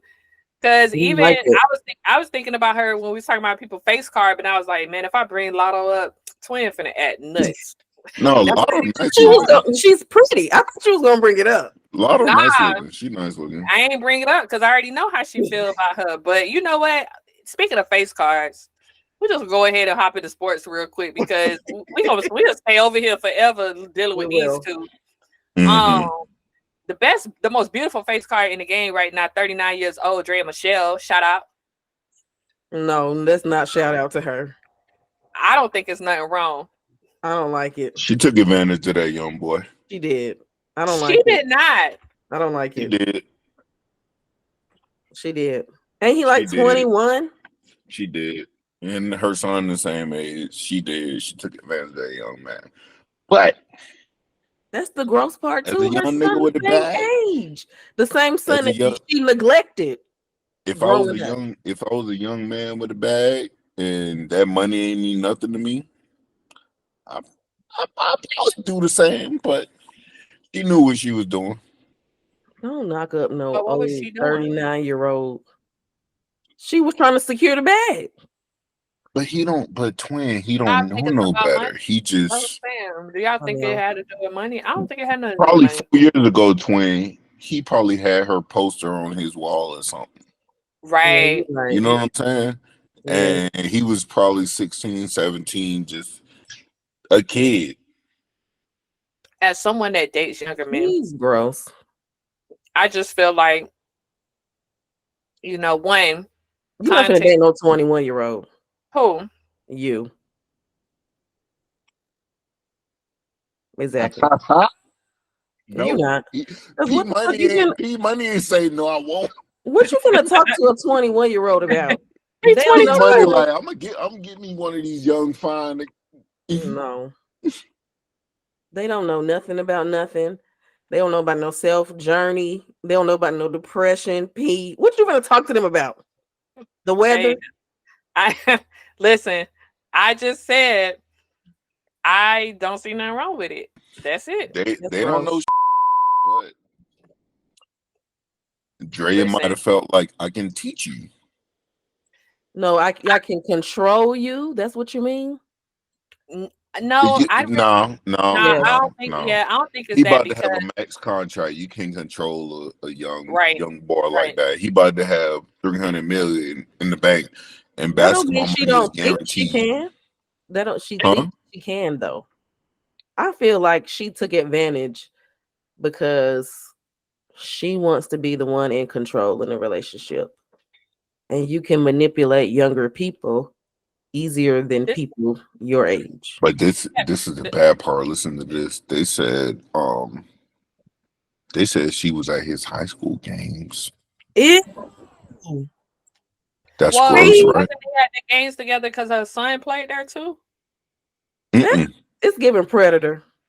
I don't know. I don't know about all that. I'm just her Brittany Renner. What's the other one name? Ew. So she was lurking at the yeah, game. they be looking out for these boys, yeah. Ew. Okay. I don't like definitely predatory, but thank you. Men do it too. That's what I was gonna say. That's what I'm saying is I would say predatory and perception, right? Perception is that it does look predatory, and that's a thing. But if we didn't have the same thing happen on the masculine side, that's my issue. Is there is so many. Who's the one that's beloved that married the girl that's we've talked about this on the show before? What's his name? Is it Marcus Houston? No. Oh. Yeah, no, it is Marcus Houston. I think his wife like 19 or some shit. Yeah, so I'm not going to victimize and vilify her in her decision. And they're two consenting adults. Let's be clear about that. And the fact that they started dating within context of him having some allegations about being bisexual or of another sexual preference. Ooh. And so wait, are we talking about Marcus Houston? No, Jalen Green, had this video go viral. The little college thing. Yeah, then next thing we know, he stepped outside with her. So, I feel that because that's in context of how we were kind of introduced to their relationship. Right. I feel that they, like I said, they're consistent adults. And I know a lot of people within many families that got some very questionable things going on in inner dynamics of relationships with people that are of the same age. Because we're going to talk about that in a quick bit, what happened on Nickelodeon. But I just want to say this real quick before we get off. 22, 21-year-old is not a consenting adult. Like, ooh, that's not an adult. You don't fully know what you're consenting to. You don't know you don't know nothing. Your frontal lobe is not I didn't know nothing fully developed. I didn't know nothing at 20, 21, 22. I didn't know anything. I didn't know nothing at 25. That's what I'm saying. Your frontal lobe is not even finished forming until 25. Okay. So you're taking advantage. And then y'all seen he said, nah, I'm only focused on my family and my baby. And my baby. Yeah. Gross. Man, what? But but that's it. That's it. Yeah. We edit that out. That's Dub talking. That's Dub talking. We gonna continue on. Oh yeah, sorry, Dub. With the face card with March Madness basketball. Basketball is here. My favorite time of year is March Madness, and LSU went ahead and secured the bag today and got to good old Sweet 16. Angel was out there looking as beautiful and gorgeous as ever. I got an opportunity. Oh, LSU in the dance. They in the dance. They finna get Did y'all do a bracket? No, I don't do that. I don't know nothing about. I mean, it's just fun to do. I usually do one, but I ain't doing one this year. I always go with Obama's bracket. Always. Okay. I usually go with his bracket because Please fill us in P Money. You say what?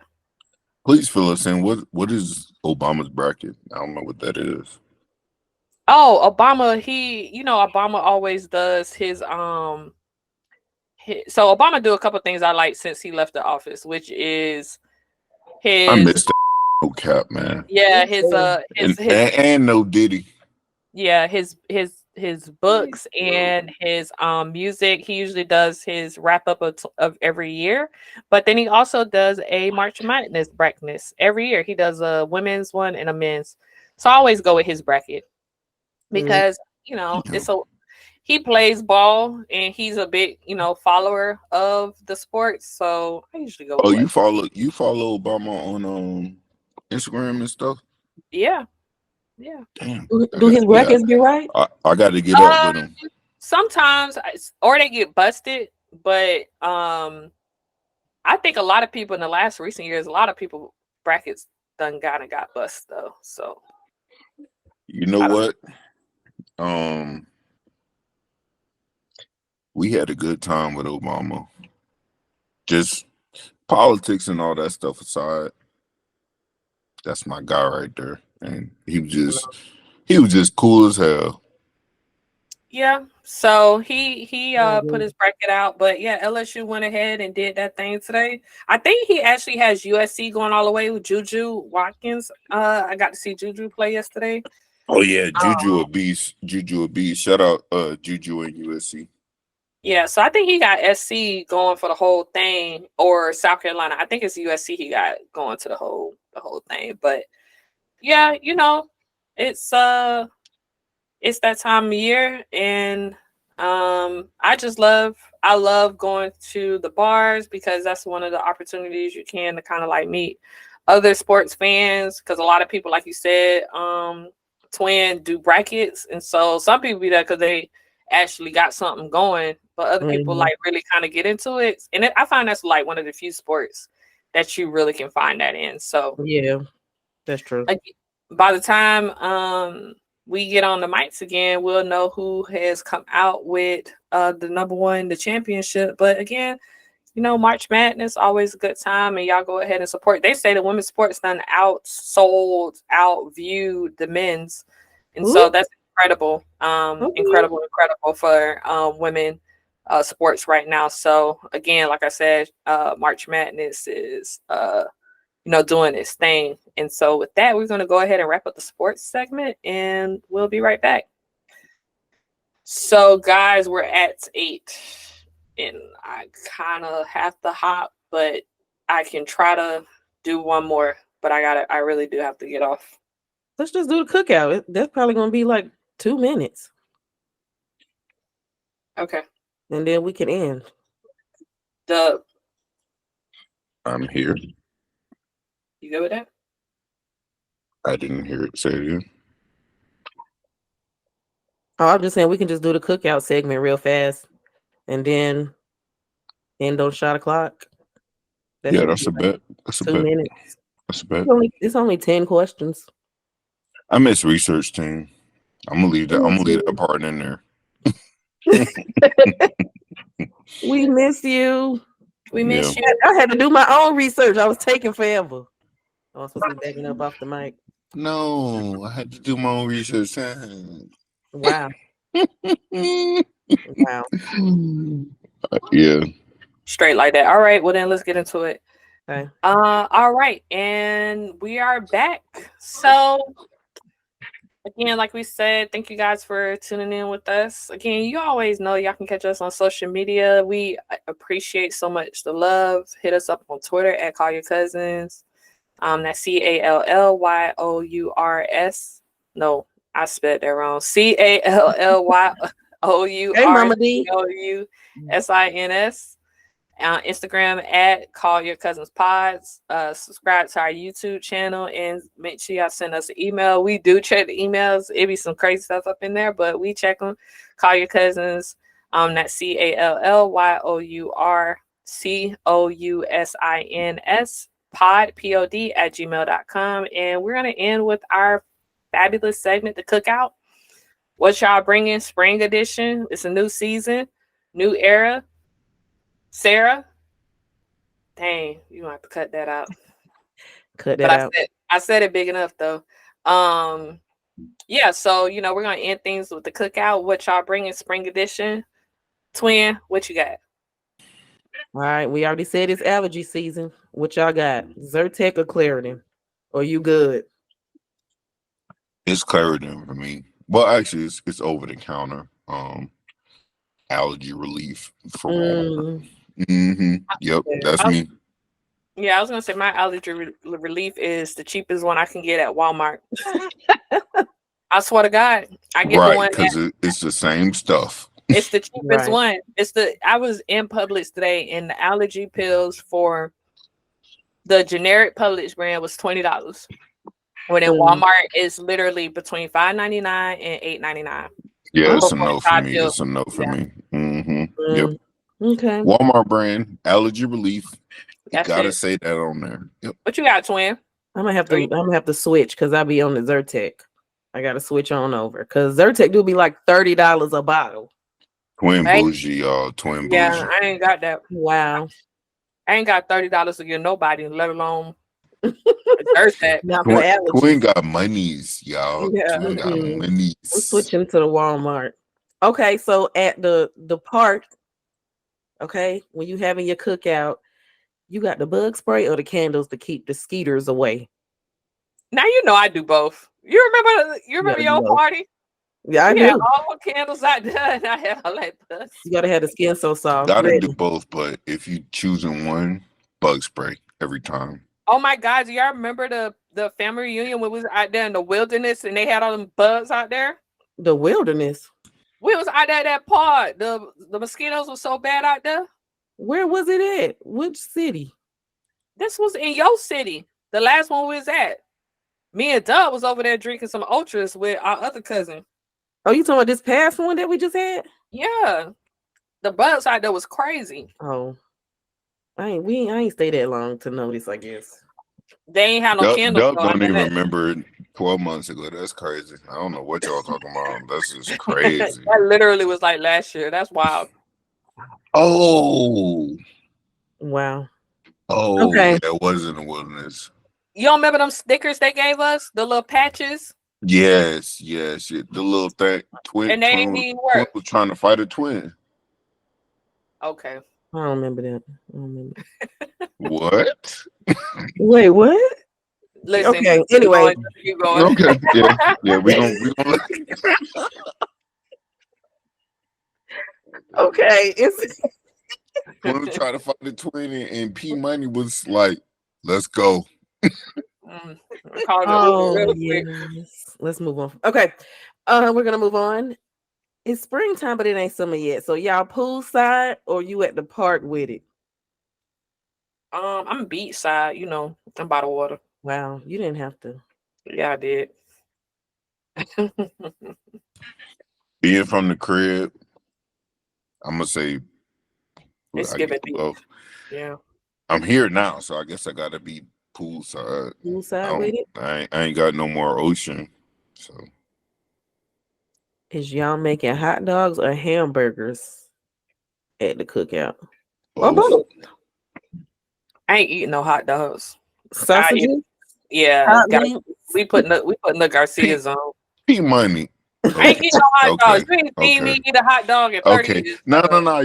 You said the Garcias. That's 100. That's some crib stuff. Y'all put me onto them. They do be good.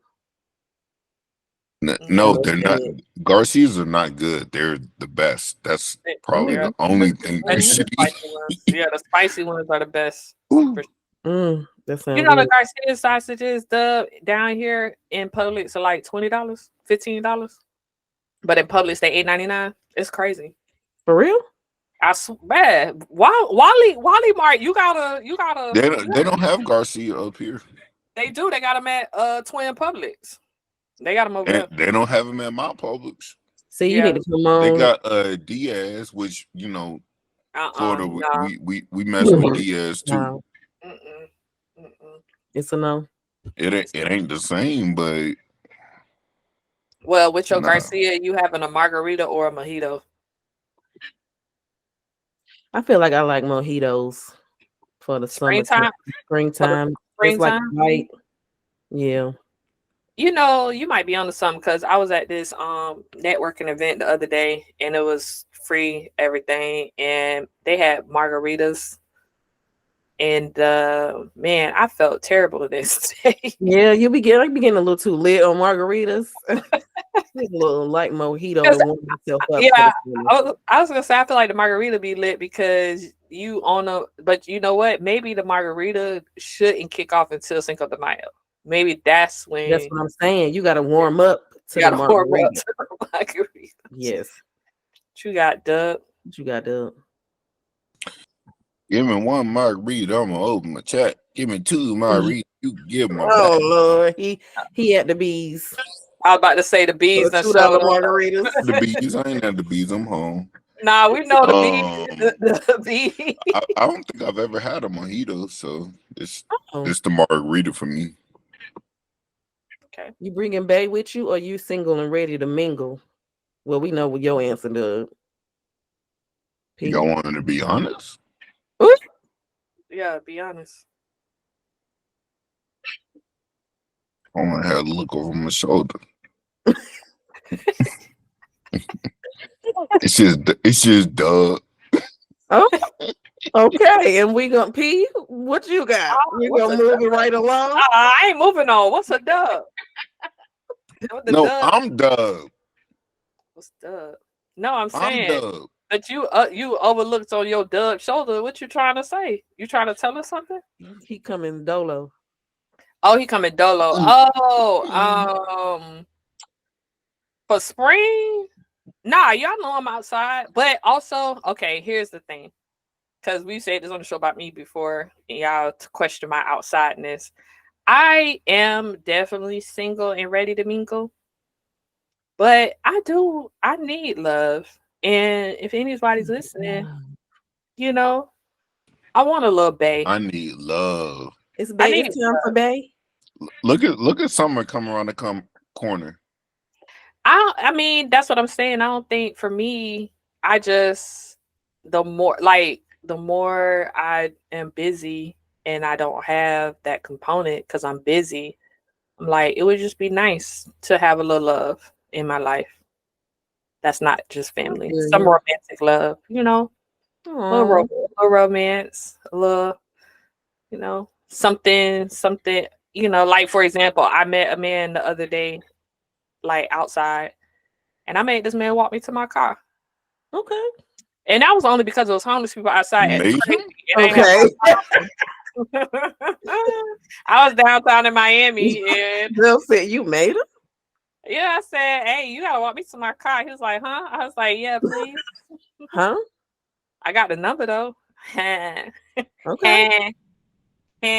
Nah, but for real though, yeah, it would be nice. Spring, summer. He was black or Caucasian? He was black, but I've opened up. I was listening to this article the other day that said, you know, if you're pro-black, which y'all know I am, and I've dated Caucasian, non-black men before. Right. She made a valuable argument. I believe her name is the Slumflower on Instagram. She's very, very, very highly intellectual podcaster, influencer. Y'all check her out. But she really was saying how, you know, you just got to go where the love is. This is not an ad. But what was the that's what it was. She said you got to go where the love is, because even if you're pro-black, she's a black woman, feminist, and she was just saying, how do you justify dating somebody outside of your race? And she was just like, you got to go where the love is. I think the difference. Hold on. Okay. What's her name? Let's take it back a little bit. A Slumflower, like S. Let's take it back like 2 steps. Like, why do you need to justify who you date? That's what she was. I could date a white woman. I could date a black woman. I could date a Latina, European. Who cares? Asian woman. I think some people. I don't gotta tell y'all nothing. I mean, fair. They were saying it was a question about if you're a pro-black person, when you date outside your race, how do you justify it? And so Oh yeah, you said the black But part. you can love yourself and your people and not date with your people. But that's I a good. feel like that's like some Dr. Umar stuff. Like That's well, I was gonna say, yeah, that's I mean, shout out to Dr. Umar. I'm with him. shout You know, out to him. No, Like, no, I'm with Umar on some things. Some things Umar be talking no. about pro be African, yeah. yeah, I'm good with all that, but yeah. I Yeah, can't he you don't yeah. have to. You know what I'm saying? Like you can be So yourself. I don't but that's what I think that you from a male's perspective are saying you could be yourself, but Twin knows my dating journey more. I don't think the woman Okay. I am now and how I dated non-black people before, I can't be that way because I'm so much more embodiment. We talked about this earlier with the culture in black women, right? We have to be so many different versions of ourselves in spaces. And that's real. That's a real thing. And I am now at my age, I can only be one version of myself when I'm with a man. I do not have the luxury to be anything else but me. So, specific to even how I talk about non-black people, our struggle and our black people struggle and our plight, and kind of what I am doing to be active in that, I'm saying is I like to hear the perspectives because you just asked, is this a non-black or a black person? Before, since George Floyd, I've been more drawn to black men because I see the fragility in their like, I want to say not their existence, but just like how they are to be treasured, to be honest. And I don't but at the same time I realize I'm such a diverse person anyways. Like that's what I think drew me to non-black men in the first place, was because black men are, it's an interesting group of men to date, to be honest. And that's not to generalize, that's just to say what it Agree. is. And so I'm just saying that I was listening to someone who was of black, pro-black, feminist, more in the activism area than I am. And for her to say that, I really thought about it, like go where the love is, because like you said, at the end of the day, who cares? If that person accepts you for everything that you are and you embody and you're being your true authentic self, who cares? So I'm with you, Dub, but I don't think previously I couldn't honestly say that, where the people that really, really know me, they know I'm all through cut me open. I'm all black, but I have to be in so many other spaces. Sometimes I can't be the fullness of who I really am. And so with this guy that I specifically met, he was black. I was myself, and we had just left a kind of space where I had to be a different version of myself. And yeah, I made him walk me home. It was cool. I mean, walk me to my car. So Speaking of cars, it's pollen season. You washing your car, or you just gonna wait till the summertime? I had an answer to this until I saw my car today. Nah, I'm letting it rain. See, but my car be in the garage. I think I need to leave my car outside. Austin. The next time it rains, I'm gonna put my car outside. I have to wash. My color of my car. I have to because of the paint, the integrity of the paint, so I can't not wash it. Yeah, because I have to, just because of the kind of paint job I got. So y'all know I take it because, like I said, I was up in Central Florida most recently, and it was pollen all over my car. And as soon as I got back down south, I took my car straight to the car wash to get it off, because it can mess up. Wait, it was pollen in Central Florida? Everywhere, dog. Everywhere. That's crazy. Dang. I wasn't there, but 4 days, and it was like on my car, like my car looked like a bumblebee. It was crazy. Dang. Well, you don't want to see what nobody car in Georgia looks like. Okay. My car green. All them trees, yeah. You dropping the top during the springtime, or you turning the AC on? AC. I mean, I had my drop top today, but that's because I hadn't been outside. What you doing, Dub? We know you had the recent fiasco, but in theory, what would you do? You on mute. I dropped the top a few days personally. But sometimes I be having the AC on. I was gonna say in theory, he probably always drop his top. That's true. Because if you got a convertible, why wouldn't you? That's what I'm saying. I had forgot I had that sunroof. So now I try to, whenever it's warm outside, I try to let it back. Okay, well, this is more for you, P. You got a wig, braids, or you chopping it off for the springtime? It's so funny you asked. I literally I I had my barber cut my sides down because I've been growing my hair to try to get braids. And then I think I'm gonna lock up. I don't know. I actually was thinking about it the other day. I was like, man, I'm gonna go tell him to bring me back down to a 1. I don't know. But I ain't wearing a wig. Yeah. I love the low maintenance of it. I really do. I love the way my hair feels. I love how beautiful. People love my hair like this. I get so many people that tell me all the time, you are so beautiful. And I never really did that. P? Women, men, people always like, with my hair this short, I don't know what it is. People love my hair like this. And I think it takes confidence to wear this hair. And maybe that's what it does. It gives confidence. Yeah.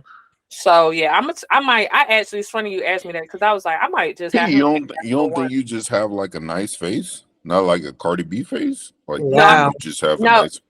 I know. You saw how I brought that back? Wow. Yeah. No, I have a real face card. I am beautiful. Right. Yeah. When a man, for sure.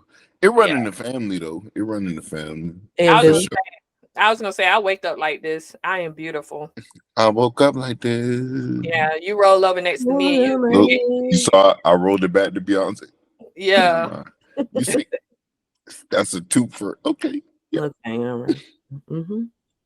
What you got, twin? What you say you got a new wig? So clearly, yeah, I've been wigging it out, but I got this pink wig that I think I want to cut into a bob for the springtime. So we'll see. I'm also dyeing my own hair black because I'm gonna give the color a little break. But I think I want to chop my hair back out too.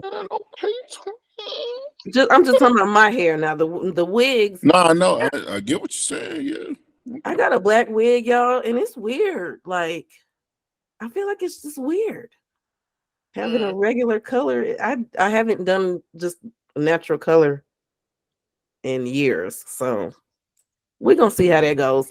Lastly, your toes out, or you still rocking the sneakers? Is it warm enough yet?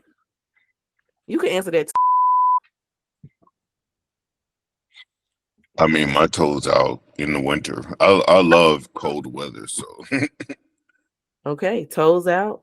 It was 50 degrees this morning. I was on the patio with no shirt on. Yeah.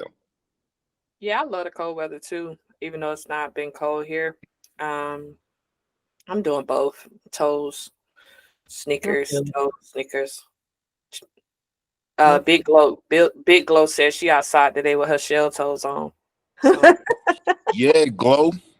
All right, I still got my sneakers on because I ain't got my toes done. But maybe in the next few weeks, I'll bring the claws out.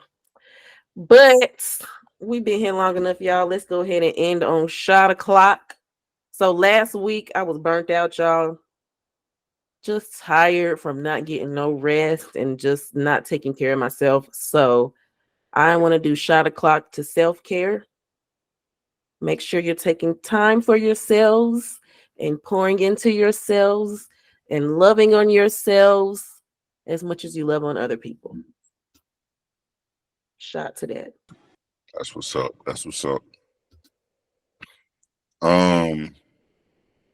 I guess my shot o'clock will be, actually I want to double back on what you said, twin. Loving on yourself. As a black man, we hate to talk about the things that are wrong or even talk about the things that are right. But yeah, I've been going through it. It's 2024. 2024 been 2024. So shout to that. But I'm still here, so it's all good, and I'm gonna be here for y'all. So that's a bet. Yeah, that's Shout that's to that. that. Yeah, that's that Mamba, that 24 and 24 and 24. That's real. That's that Mamba mentality, man. You gotta love yourself first. Oh yeah, rest in peace, Kobe. Shout out to Kobe. All that. Yes, Yeah. sir. Yeah, you gotta put the air mask on when the cabin depressurizes first, to help yourself before you can help others. So I'm just gonna end it on that too as well. Take the time to make the time to take care of yourself, y'all.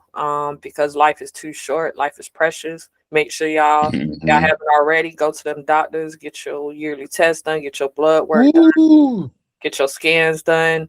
You know, it is never too early and it's never too late. So if you're hearing this, go do that right now. But yeah, self-love is the best love. And with that, P Money. Tell them again. I'm sorry.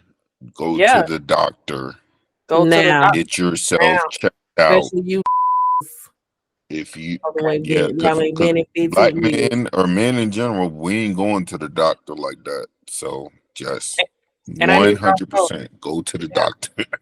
I need y'all to go. I just need y'all to go. Even Knowing, if it's something minor, just yeah, go. You have to go yearly, but go if you sexually active. Make sure you're going to get your test. Like it's better to right. know than not to know, and that's the best. If you do that, that means you love yourself. You have to take and make sure that you take the time to take care of yourself. That's the biggest component, right? You find most people don't take the time to do those things. So with that, we're just going to go ahead and end the show. Thank you again for tuning in. Please, again, we love our followers. Give us a shout, give us a DM, give us an email, like, subscribe, and hit those buttons on YouTube. Again, we are Call Your Cousins, the podcast. Hit us up again on Twitter at CALLYOURS. Why do I keep saying that wrong, y'all? I just keep going to it like it's Call Your Cousin, like Call Yours. It's not Call yours. Call your cousins. Y'all know how to spell. Call Your Cousins. Everything will be in the link. But again, we appreciate y'all. Until next time, peace. Bye. Deuce.